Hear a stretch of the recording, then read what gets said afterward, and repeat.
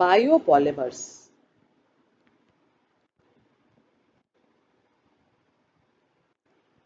Biopolymers, biopolymers जैसा कि आपको नाम से पता चल रहा है, बायोपॉलीमर्स को अपन हिंदी में बोलते हैं जैव बहुलक।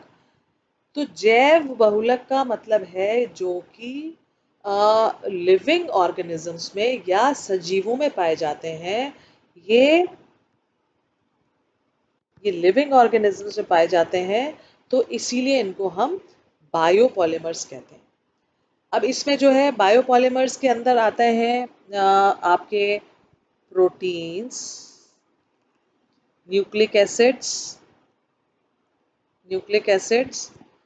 पॉलीसेकेराइड्स,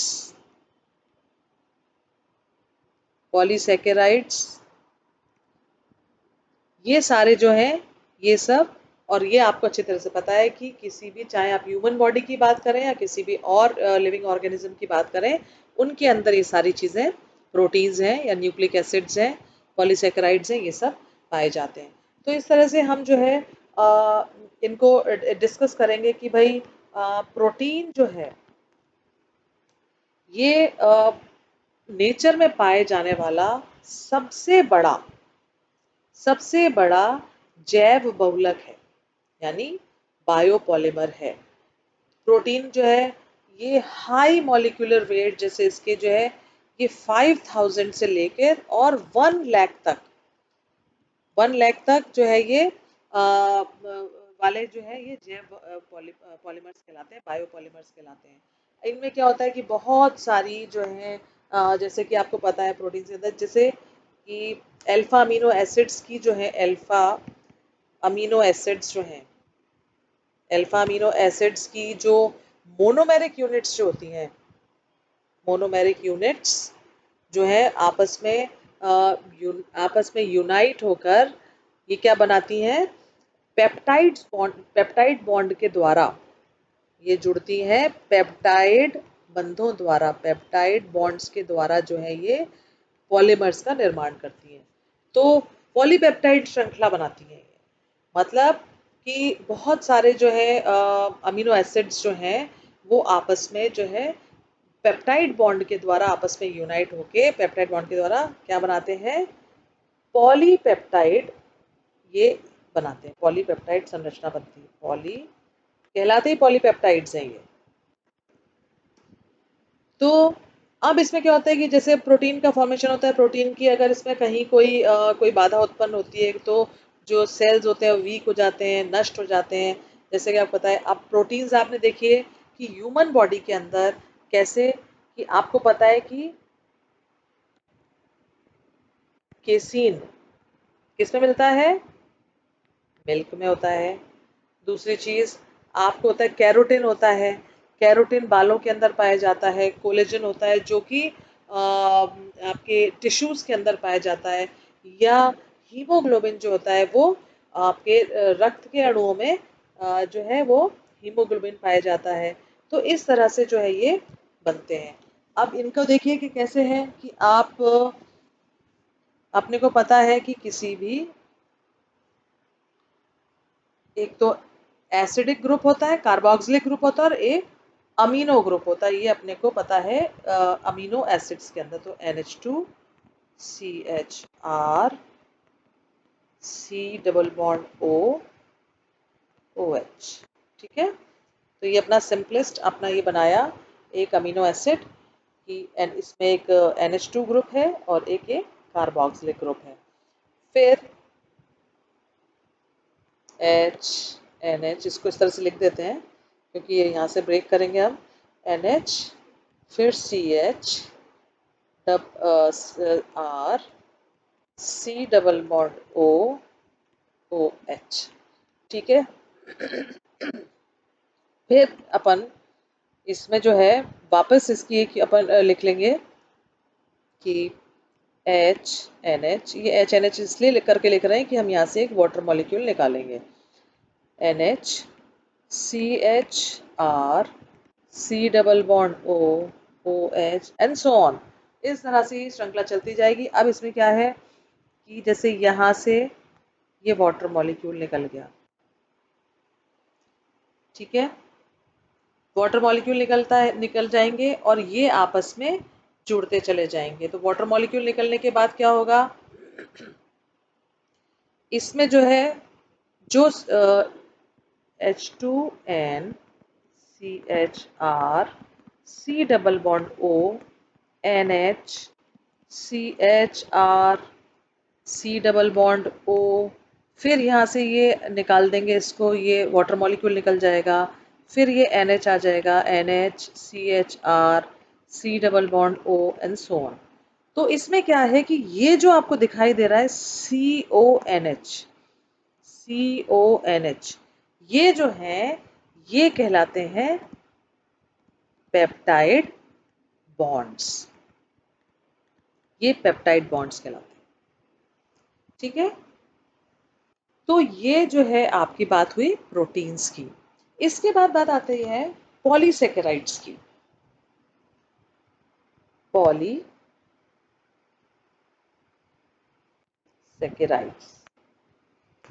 पॉलीसेकेराइड्स में क्या होता है कि जैसे आपको पता है कि ये इसमें जो है मोनोसेकेराइड्स जो है वो ग्लाइकोसिडिक बॉन्डिंग्स के द्वारा ये आपस में जुड़ी रहती हैं।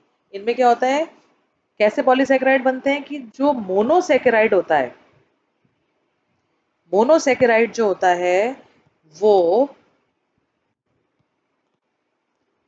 ग्लाइकोसिडिक लिंकेज के द्वारा जुड़ के पॉलीसेकेराइड्स का निर्माण करते हैं। तो ग्लाइकोसिडिक बॉन्डिंग होती है, इनके एग्जाम्पल्स होते हैं स्टार्च है, आपको पता है पॉलीसेकेराइड्स स्टार्च है, और सेल्यूलोज है या ग्लाइकोजन है, ये बहुत सारे, ये बहुत इम्पॉर्टेंट नाम है जो आपने सुने होंगे, स्टार्च है, सेल्यूलोज है, ये जो है। तो अब जैसे आपने स्टार्च में आपने देखा कि स्टार्च जो होता है वो एमाइलेज या एमाइलोपेक्टिन का मिश्रण होता है।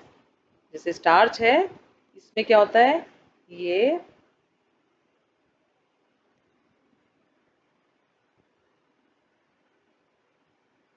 एमाइलोज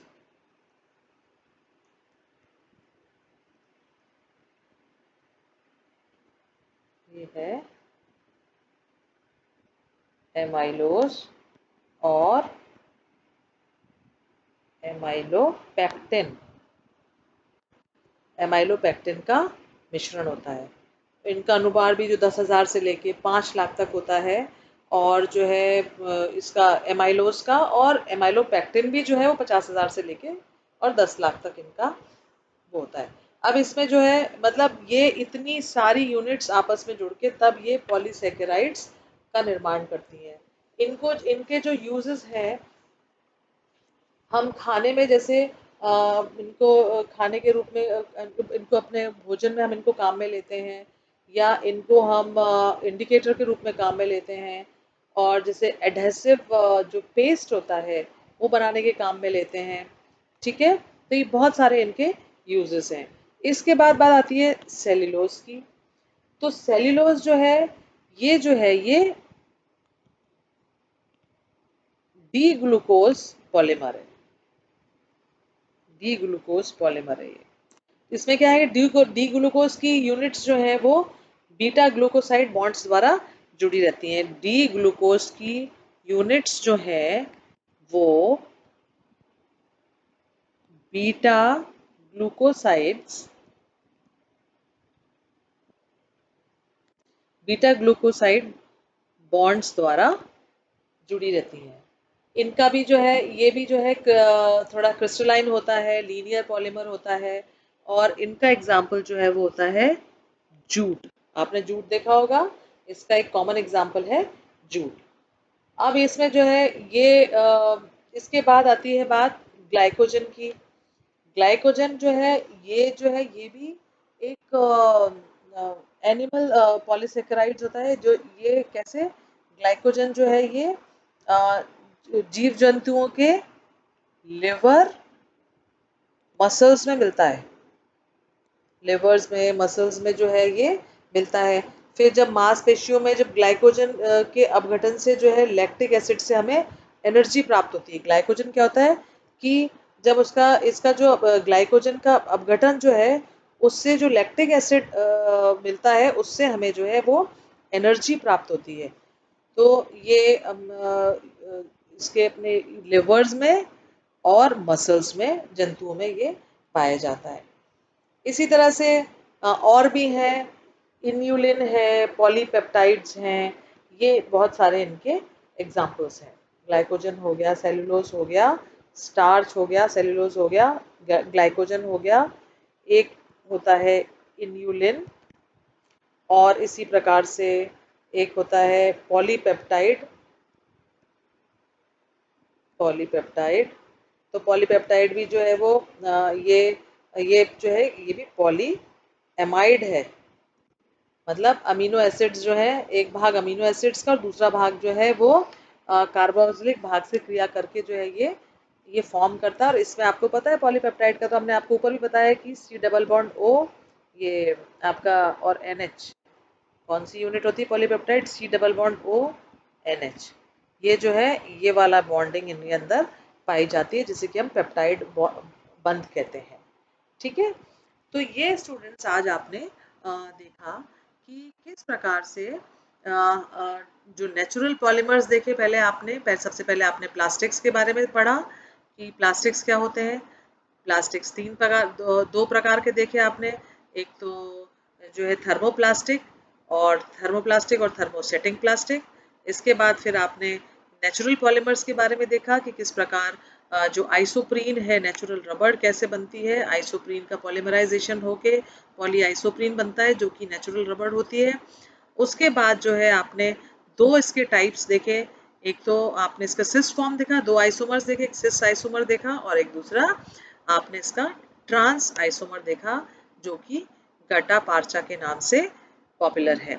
फिर आपने वल्कनाइजेशन का प्रोसेस देखा कि किसी भी, चाहे वो आइसोप्रीन यूनिट है, आइसोप्रीन यूनिट्स जो हैं उनका जो हम सल्फर के साथ हीट करते हैं तो वल्कनाइजेशन का प्रोसेस होता है।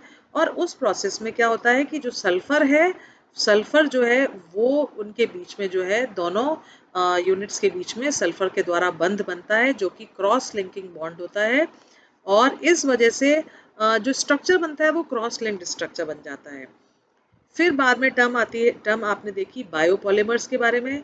तो बायोपॉलीमर्स में आपने देखा प्रोटीन्स, न्यूक्लिक एसिड्स, पॉलीसेकेराइड्स, जिनके बारे में आपने देखा, जो कि आपको कॉमनली पता है कि ह्यूमन बॉडी के अंदर ये सारी चीज़ें पाई जाती हैं और किस प्रकार से इनका ये कहाँ पे उपस्थित होती हैं और किस प्रकार से इनका यूज़ होता है।